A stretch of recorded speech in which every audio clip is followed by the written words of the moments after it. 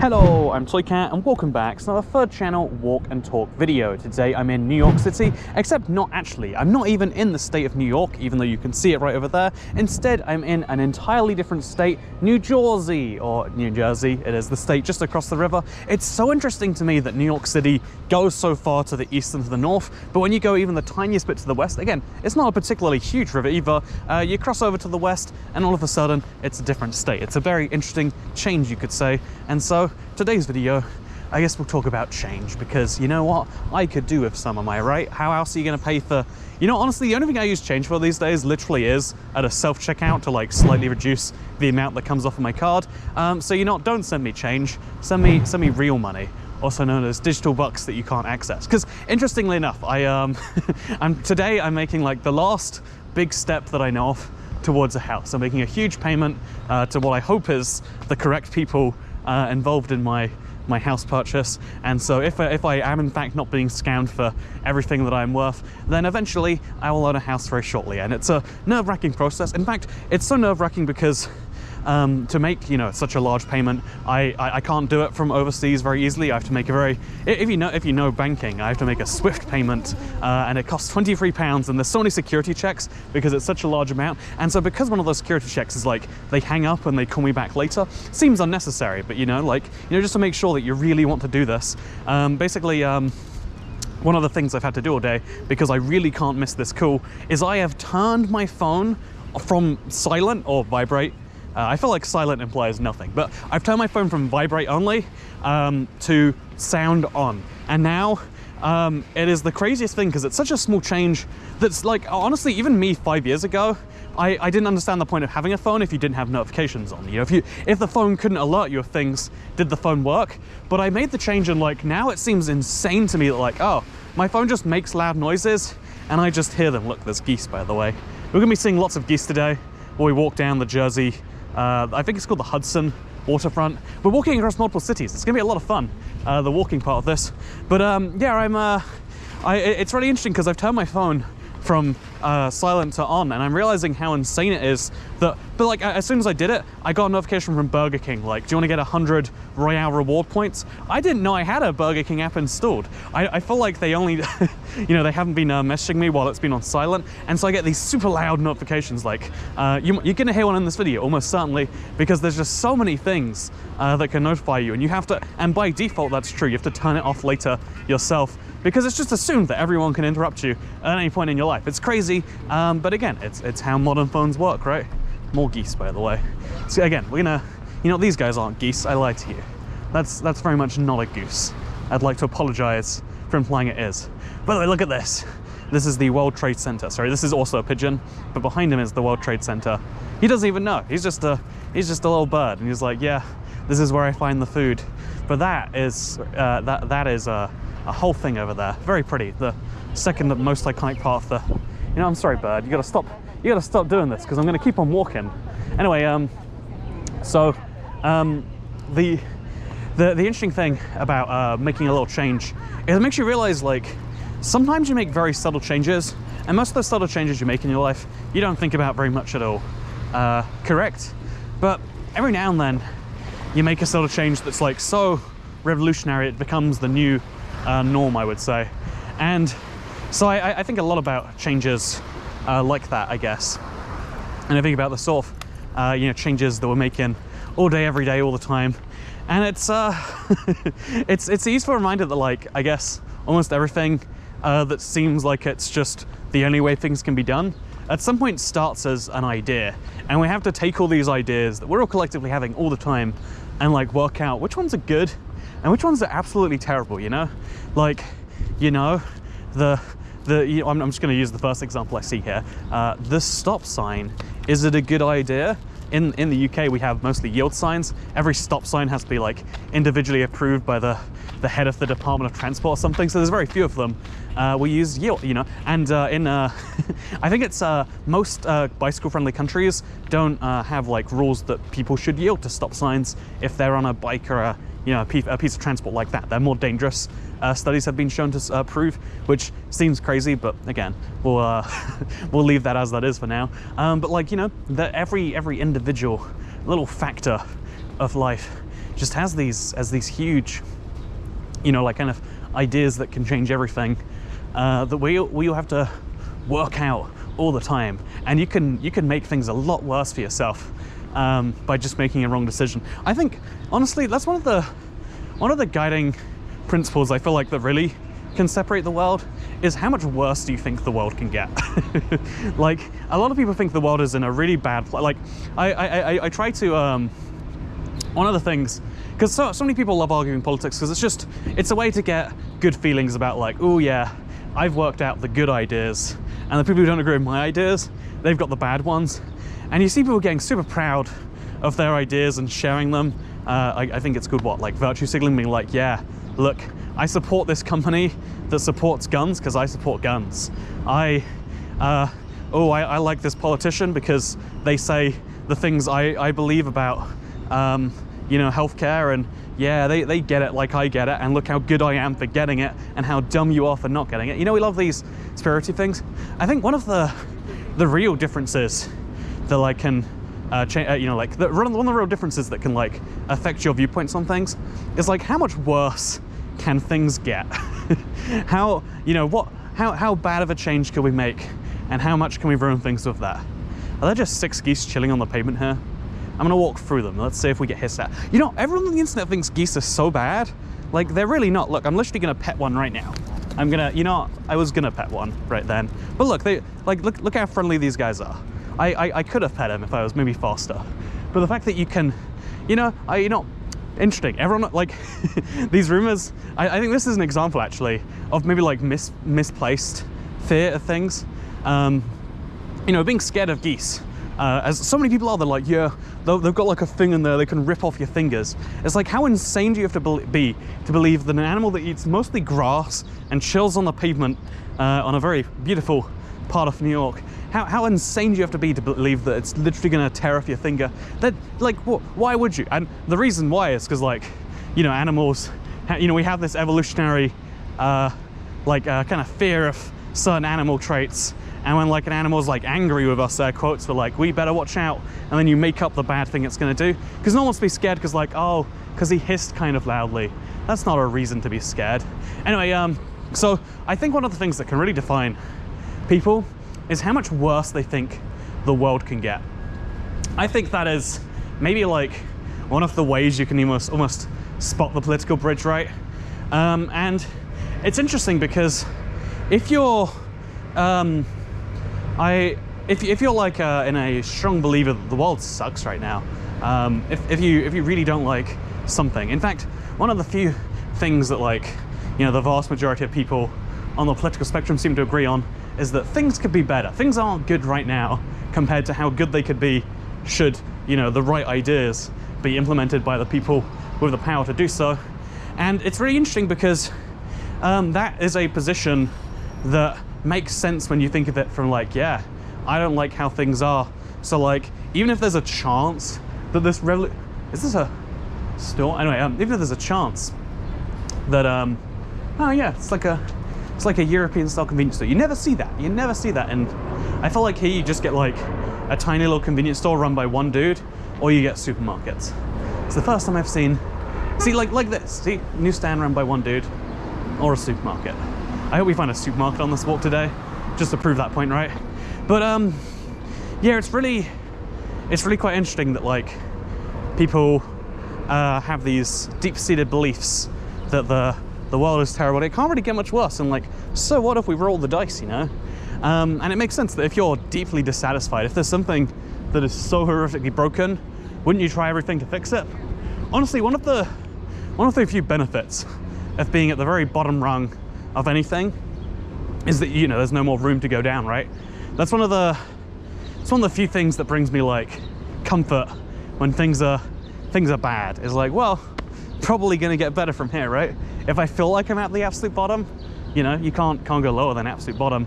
You can only go up, and so you can try more crazy things. Whereas when you're at the top, you have to be cautious, right? When things are at their good, at their best, you have to be so incredibly cautious to preserve how that is. Every little change that you make could ruin that. Examples I think of are like companies that have tried some tiny change that seem pretty logical.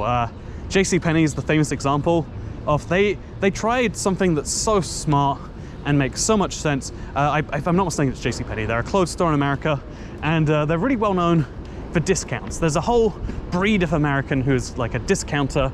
I forgot the term is, coupon collector or something. Coupons are very, very, very big in America, and they work. The manufacturer can print discounts that can work at any store, it seems, in a way that doesn't work elsewhere in the world. And so you can genuinely discount heavily and get $70 worth of stuff at $30. Except in reality, if they're printing and making widespread discounts like that, you're really getting $30 worth of stuff for $70 unless you use the coupon, in which case it goes down to $30, right? But so the idea was, the great idea from the company, the very successful multi-million company, was we're just going to remove this dumb coupon process, and when you see a price in our store, you know you're paying the lowest price you can be paying for this high quality merchandise. And so they implemented it, this great idea on this, if I'm not mistaken, Fortune 500 company. And what happened is people hated it. People looked at that and they went, wait, for real? Like, no more coupons? Instead of getting $70 of stuff for $30, I'm getting $30 of stuff? That is half as much value. No thank you, I'm out. And it took a very long time of bleeding, because everyone kept going, yeah, it's gonna get better. People are eventually gonna understand that this is better than the competitors, but they never did. It never became that way. People did just start going to stores where coupons are available. And so that store, by making the world, by making their thing a better place very slightly, making it so you don't need the coupons, just skipping that whole process, they destroyed a huge amount of revenue. Basically poured dozens of millions of dollars into the sea, into the Hudson River, if you will. And it's really interesting as a like kind of case study of like, yeah, if you make that mistake as a small business owner, the worst you could do, the worst is you could if you run a single store, you get rid of discounts, and it's like, oh yeah, revenue dropped 10%. We made $10,000 less this year, because revenue is 100 grand otherwise. That sucks. And the difference in scale of making a mistake versus not, it's still 10% in both cases, let's say.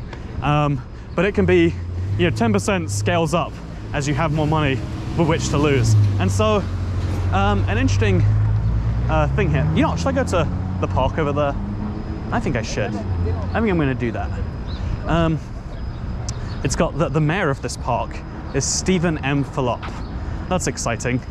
Let's go see what park needs a mayor. It's got to be a nice. I mean, how many parks do you go to that have their own mayor? I'm sure he's just the mayor of Jersey City or something. But yeah, so the more you have, the more you can lose, right? It is it's an interesting problem almost in the human condition, and a lot of people don't realize that applies to, I guess, everything about the world too. Oh look, Shiba Inu, very cute. It applies to basically everything.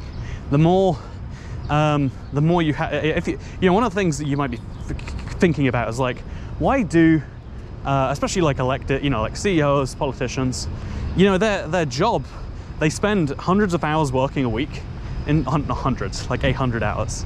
I guess 101 hours is technically a number of hundreds, but if they'll spend most of their week, not politicians obviously, but like people who work at a certain level of business, whether that be lawyers, the CEOs, the all the the high-end investment bankers, and it's like they work all these hours, and they're doing all this stuff, but yeah, it seems like not much seems to change. And that's always the weirdest thing to me. Like, how can you spend 100 hours being in direct control of a business as a CEO? That's what you do, right? And still not how is that possible to do that and still not be making massive changes? And it's because of this like delicate balance, right? That the more you have, the more you actually have to lose as well. And I think that's one of the things about the political spectrum that's really interesting, that people don't ever really attribute to it. We always want to talk about bold ideas that are exciting, but it's funny, and with very few exceptions, you can always look at, when we talk about historically, we're like, oh, this person made bold moves. Most of the bold moves in history that sound like they're so crazy and radical, generally speaking, they always kind of come down to like, yeah, well, we did the thing, that logically brought things to where they should be. And a lot of the things that seem pretty mild, kind of like, you know, the last year, the UK government has been paying the wages of like some millions of employees that would otherwise be on unemployment. In America, I think unemployment's just been raised, but you know, the trillions of money that has been spent on like, yeah, let's just stabilize things till this whole thing's gone, right? There's been some radical things seem non-radical at the time, and vice versa. We look back at crazy decisions, we're like, whoa, isn't that insane? But the truth is, when you look at society, which by the way, look, here's the World Trade Center, and there's the Empire State. Is the Empire State further away, or is the World Trade Center just really, really that much bigger? I'm not sure which it is. Anyway, so there's a really interesting thing that comes in the form of like, I think the more you believe you have, the more you have to lose. If you think about okay, look at that plane. That's a plane landing in at Newark Airport, I'm like 80% sure. One of the 3 airports that services this one city. This one city, which is the largest, has like 3% of the US population living here. And then there's another 90% living elsewhere. And all those people are getting around all day, every day, employing each other, buying things from each other.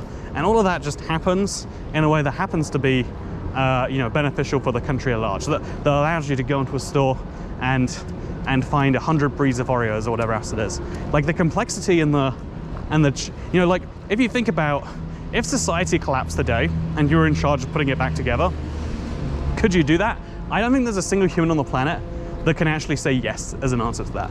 I genuinely am of the opinion that the world is an incredibly complex and hard to put together thing. And I think there's oh, look at that, there's some baby geese over there. I was hoping we'd see baby geese from closer. You know, are they even baby geese? They're so big. There's no way that's a baby. If those are baby goose, they have like the colors already and everything. That's crazy. One sec, I'm gonna take a picture of some baby geese. Nutty stuff. Anyway, but there's a lot of geese on the Hudson waterfront. I don't know why it's true, but it does seem to be true, if nothing else. Anyway, so the interesting thing about like society, therefore, is do you view us as having a lot already or not? And I think one of the interesting changes, like the thing that defines the political landscape going forwards, is a lot of people feel like we don't have much actually. I think like intergenerational wealth is a big problem. Like the share of wealth that old people have now is much higher than has historically been the case. Is that just a tire floating over there? Can you see that? What is that? Is it a sofa? You know, honestly, if you live in an apartment here, like fly tipping's so hard in the UK, you gotta find a place to do it. You can just throw it right in the river if you want to. Yeah, I'm not sure. I think that's a sofa cushion, right? Am I crazy? Am I mistaken? The fact that it's floating is interesting to me. The amount of rubbish that must be down there. Very interesting stuff, huh? Very interesting stuff. Anyway, so there's a very interesting, ooh, I think I'm walking into some form of video. But yeah, there's isn't it fun? Anyone can record videos if they want to. You just have to turn on a camera and start speaking, apparently. By the way, we're crossing now. I don't know when or where. I know that's Hoboken's main station. We're about to cross from a city into another city. In America, usually you do this by driving for 48 minutes or something. But this is one of those places in America. I walked through 6 cities to go to a Red Robin the other day. I think I've told that story and it's kind of confusing. And it's interesting because like they're different cities with different mayors and different rules and all that nonsense. But you don't really spot the difference from one to the other.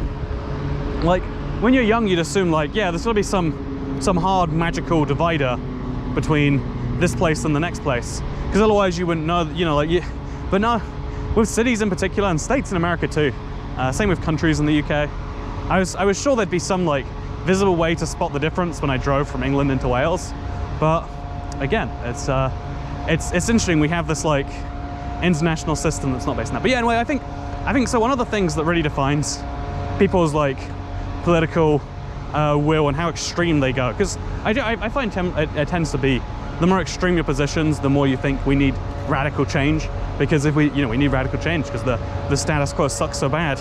Every day, I try not to see this stuff, but the internet is literally filled with it, because the internet is filled with a certain type of dissatisfied individual. Maybe a whole problem by itself, but it's like, I feel like people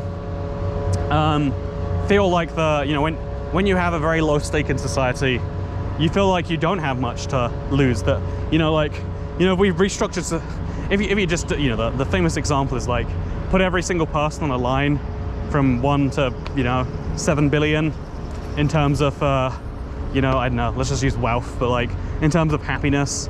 If you're like in the bottom half, you take a rearranging, right? Whereas if you're in the top half, you'd be like, maybe we should stay exactly how it is now. It's a human it's a human problem, maybe more than another one. And so that's why so much of like messaging to me seems to be people say it's disingenuous, but so much political messaging subtly but truly is just, hey, don't you know how good you have it, and then and then the other side of things would be like, hey, don't you know how much things suck? There is one of the things that really upsets me is that there is a genuine political incentive from an entire side of the spectrum, let's put it that way. What is happening? There's an entire incentive for an entire half of the political spectrum to tell you that the world sucks, and the more evidence they can find the world sucks, the more likely you'll be to throw them a vote. It almost feels like a problem in that way, right? And I think it's interesting. I think it's really interesting the way that you can really shift perspective on basically anything that way. The fact that they know it works will tell you that, yeah, actually, when you think you are doing worse relative to the whole, when you think the whole is doing worse relative to what it should be, you'll want to make some changes. And so, given that this is all like political science that's out there and whatever, I think I try to apply as much as I can to my real life. Almost every discussion about politics resolves on this stupid like, oh yeah, well, you get to make a decision in voting once every so many years, and generally speaking, that vote is nowhere near, like you go into the polling booth with like a 5D analysis, you spend hours reading through the manifestos and deciding which party you'd like to have in government, and then someone else is like, yeah, I saw an ad of the guy eating a sandwich funny, so I'm gonna vote for the guy that doesn't eat sandwiches funny. Those votes are equal in a democracy, which is kind of funny. Man, how do we always dive into democracy and politics? This is why you need the third channel, because at least this can't interrupt the other content here, right? Bare minimum, it's just a confusing series of rambles, and you get to see a nice view of New York while we do the confusing rambles. Is my camera even on? Oh, it is. That's nice. It's only been 24 minutes. It feels like longer, because when I spend time with you, internet, time the opposite of flies. Time crawls to a halt, because I hate you. I'm trying to say I hate you, internet. I'm sorry. You don't deserve that. You deserve better. You deserve much more than this, because your position relative to everything else is very bad right now. And so, maybe a revolution, am I right? Or actually, I'm not gonna continue on this. But what I am gonna continue doing is saying that Minecraft is a fun game and you should play it sometime. And New York is a nice city, but it's gonna be nice to be back in London. This whole house thing has made me realize, like, I'm actually gonna own a house after all of this. It's my like expectation minimizing is like, whenever there's this complex process, it means you're not guaranteed the thing that you think you are. I've spent so many months going back and forth with lawyers, banks. It's been a nightmare. But today, as soon as I get this phone call, which I'm gonna check now, did I miss it? I did not miss a phone call. So, everyone's gonna be a significant, it's a lot of small decisions that got the process done. And then there's gonna be a very big change to my life. Or maybe it's not gonna be a big change, maybe it's a small change that allows me to make other changes. Because life, ultimately, is just a series of little choices, right? And those choices, they can cascade very quickly into very good things or very bad things. And as a result of that, I just wanted to say, try and make some good decisions. Try and from here on out. You know, an interesting piece of logic I heard recently is sometimes, and I'm fully to this too, I'm not gonna pretend I'm not. This idea of like having wasted a day. Sometimes if I haven't started work by like 10 or 11 a.m., it's like, well, day's worthless. Can't get anything done. Whereas the opposite happens. If I wake up at 4 a.m., I tell myself like, okay, you can start, if you want to get up and, you know, record videos and respond to emails or whatever it is you do in the morning, you can do that, or you go into sleep. You know, like I feel like so much of being a successful adult is like treating yourself like a child, you know, parenting yourself, which feels weird when you say it that way, but I'm not going to think about it too much. By the way, we're definitely in Hoboken now. Every single person I've told about this place has been like, oh, the place of the bakery. So you know what? I'm going to show you around Hoboken. I'm going to show you the Cake Boss Bakery. You're going to like it. You're going to like it, and I'm telling you, you're going to like it, internet, because you're going on a cute date with me on a little walk through the waterfront. You're welcome. I like to take you on little dates sometimes. It's very, very nice of us to do this together. Yeah, I think it's, yeah, on this date, I'm the only one who talks. You don't get to talk because you haven't earned that right yet, internet. The way you talk to me is you leave a comment down below and you assume I read it. Who knows what, I do read all the comments on this channel. Who knows if I should be doing that? I mean, a video topic I've wanted to say for a while, like it's been on my mind so much, is I hate that people can put thoughts into my brain by saying things to me on the internet. I would like that to not be true. So yeah, this is Hoboken's train station. It's like one of the few major train terminals in America. Like, look at how many trains are here. You can't take the train in America. This is car town, except not here. Look at all those routes. That's like an entire state almost that's actually connected via public transport. It even goes into New York if you look carefully. How quirky, right? How very quirky. But speaking of quirky, also you can tell this is like an aged building.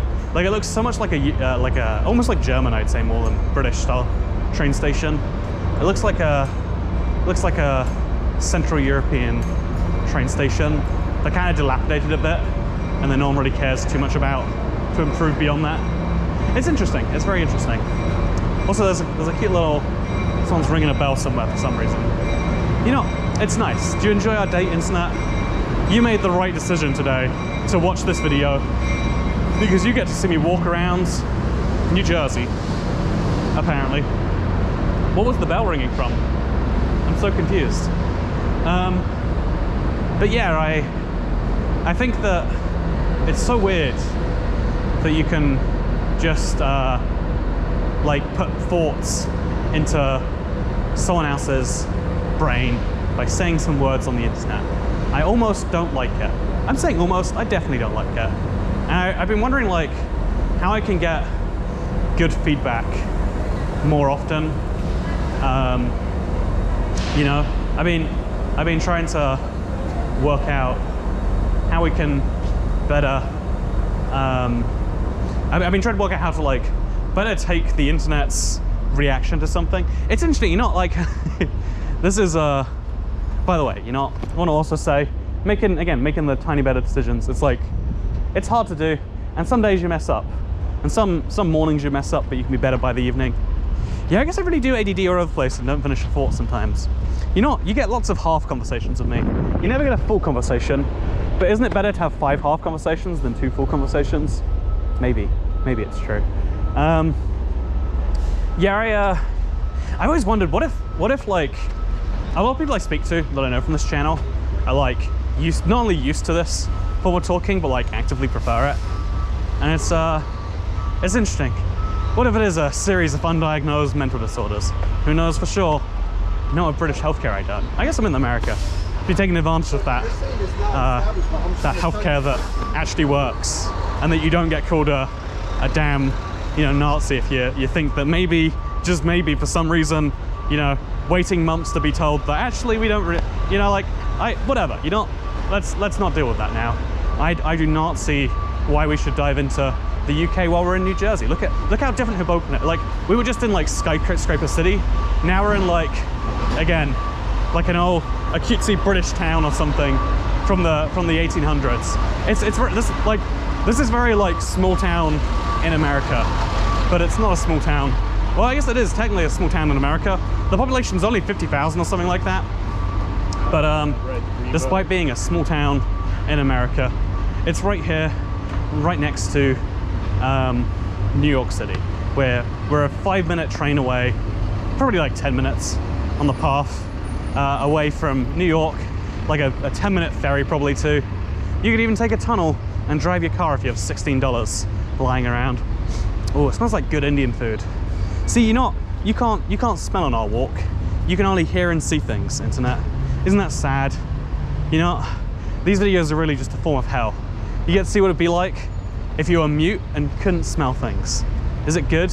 Is it worthwhile? Do you want to be mute? Do you want to lose your sense of smell and have it described to you by a strange British fellow who's always talking about America, despite the fact that he's clearly, you know, I've been here a while, huh?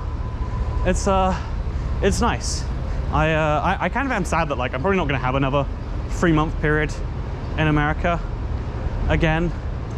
Like, I feel like it's the country I could live in the longest, and because there's something weird about that, right? Like, if this is the country besides my own country that I maybe appreciate living in the most, but I still want to live in my home country, that's not because the UK is the best objectively. There's a chance it is true, and I'd like to tell you that it is. But like, in reality, it just tells you you like what you're familiar with. And that makes me so sad to try and tell you, like, I would like that to not be true as much as I can. I'm gonna run across the road here, it's gonna be fine. But I would like that to not be true. I would like to live in the place that is best. Oh, what is happening here? Something very interesting. Oh, it smells different here. Different good. Still good, different good. More like Italian good. See, fun little place here. That is just, ooh, there's a cookie place. It doesn't smell like cookies when you go past the cookie place though. I'll take some cookies home with me. You know, I'm gonna. Oh, it smells like different Italian now. It smells like pizza. I can smell cheese so strongly. It's very good. It's very enjoyable. But yeah, I think that I'm gonna quickly confirm I have not received a phone call. Yeah, you know, isn't it messy, the phoning system? Well, like, oh yeah, I just have to have my phone be on the ready because for some reason it requires 2 phone calls to make one of these payments. Feels like it's not okay, right?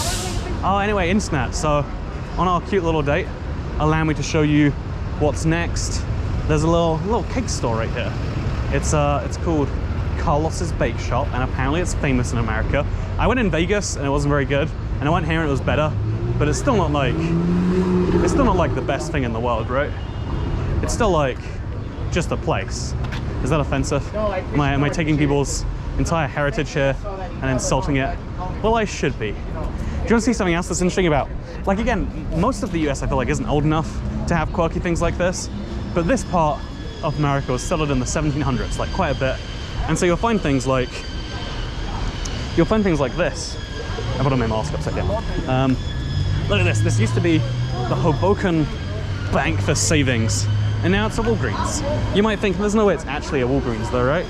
But if I walk in, I can assure you this is very much a real Walgreens. Oh, it looks weird for a Walgreens actually. I don't want to deal with that. Wouldn't even let me out. There were people in there. I don't want to. I feel like 99% of people are just gonna be entirely fine. You know, like they're gonna be like, you know, he can't be talking to a camera on his chest. But when you have to like look at someone to go in somewhere, no thank you. That's too much. You know, the greeters air quotes, work at supermarkets here. Not a fan.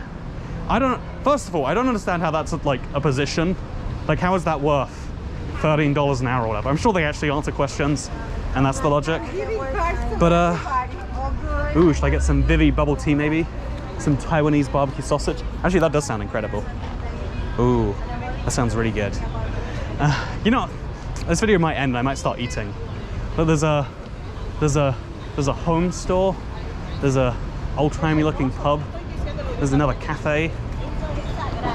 It's interesting. I like this place. I don't know if I could live here long term.